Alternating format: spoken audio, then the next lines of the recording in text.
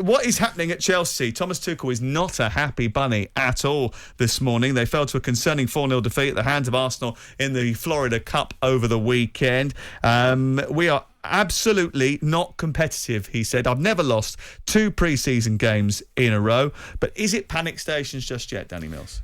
No, it's not. I think he's just trying to say to the owners, look, because of what happened last year with the sanctions and not being able to sign players and not re-sign players, they lost a few very, very good players because of that. And they haven't really replaced them yet. And they need to. Simple as that if they're going to be up there. Pre-season results are irrelevant. Doesn't make an iota of difference how you play in pre-season. There's so much going on pre-season. Everyone's at different levels. You've got players coming back from different tournaments. That's not an issue. But I think all he's saying is, look, we need some more players in. And I want them in as soon as possible so I can get working with them. I don't want to leave it till, right the last day of the window when you've missed 4 or 5 games. Let's hear from him and hear what exactly he said after the game. This is what he had to say. I think we deserve to lose, which is fair enough because we were simply not good enough. We're absolutely not competitive. The worrying part is that the level of commitment, physically and mentally, for this match was not the same. It was far higher for Arsenal than for us, and also a level of mental commitment which we lack because we have a lot of players who think about leaving and looking for their options, and we have players who left, and this is I think at the moment obvious. We had urgent appeal for quality players and a huge amount of quality players. We got 2 quality players in, there's no doubt, but we are not competitive like this, and unfortunately we could see it today. An urgent call for quality players also highlighted some of those who want to leave the club as well. What has Thomas Tuchel done to Chelsea's negotiating position in the transfer market they're already struggling to negotiate in? Yeah, well, he's certainly not strengthened it, has he? When a manager uses words like urgent appeal for signing, straight away, any club that you're trying to buy a player from will probably add a few extra million to the asking price. But I think it's a combination, actually, his frustrations. It's not just about the lack of signings. Obviously, just the 2 in, as he mentioned there, in Sterling and Koulibaly. Both should be decent additions. But he also spoke about the players who want to leave. The likes of Alonso, Timo Werner, came out last week, spoke to Darren Lewis and suggested that he needed to be playing regularly in a World Cup year. You've got people like Ross Barkley still clogging up the wage bill. Batshuayi has been back there for pre-season. And then you've got Azpilicueta. I think he's keen to move to Barcelona. So it's a double-edged sword, really. And I have to say, when it comes to players leaving Chelsea, I've spoken to a few clubs who would be interested in their players, and they are struggling to negotiate because obviously Todd Boehly is doing all the transfer dealings himself. His main focus is on trying to sign players. Therefore, the players that are clogging up a bloated wage bill are almost just being left in limbo. Is that a problem, the fact that Todd Boehly has assumed the control of all of the transfers at the football club at a time when Chelsea really need probably a little bit of expertise? I think it is.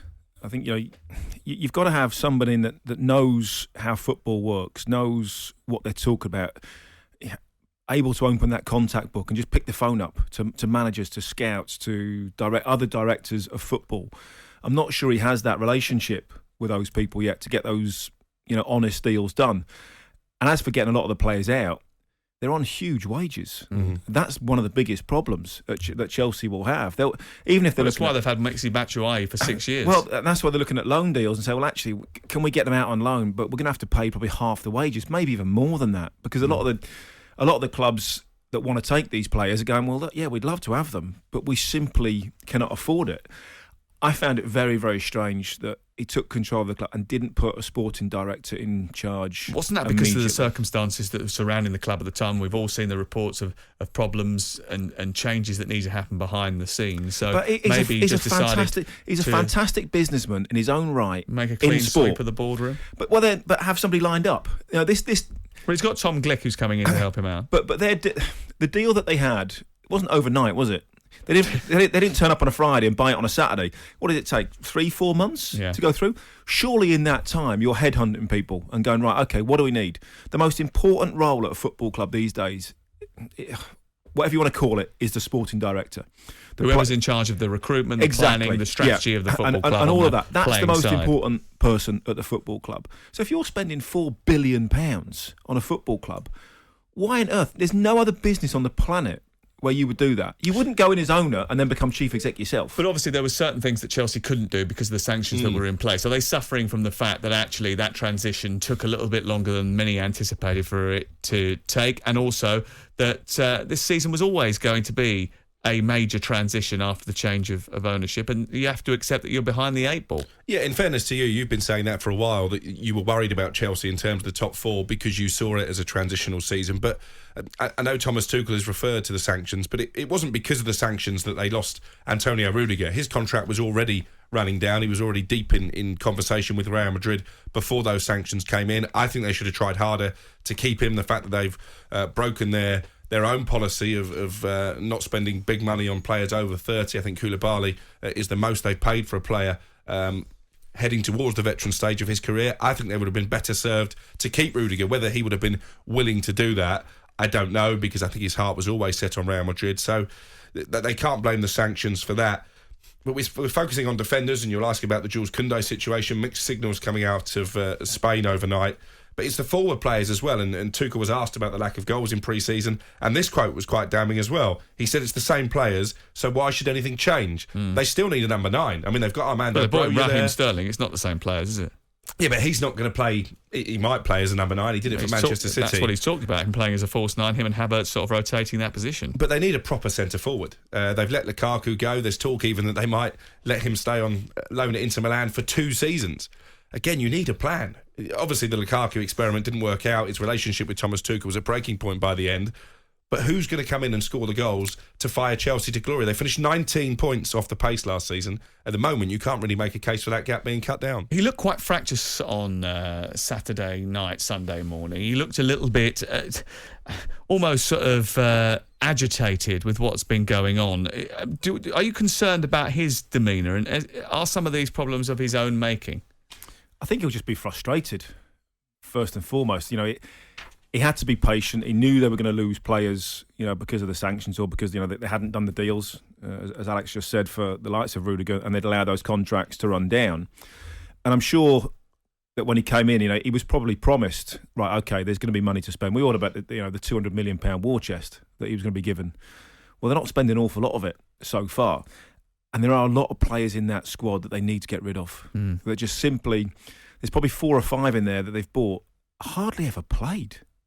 You know, he go from Ross Barkley. I mean, how many games has he played for Chelsea? Very few. Ziyech has hardly played. Werner has never really been that great. Ziyech is one of those who's been linked with a move away. He wants to go to AC Milan. Alonso has sort of been in and out, and he wants to go to Barcelona. Away. So that you've got 5 or 6 what you would call first-team players that probably need to be moved on. And until you can move them on, you know, I'm sure even Todd Boehly's going, well, hang on a minute, we've got a swollen squad as it is.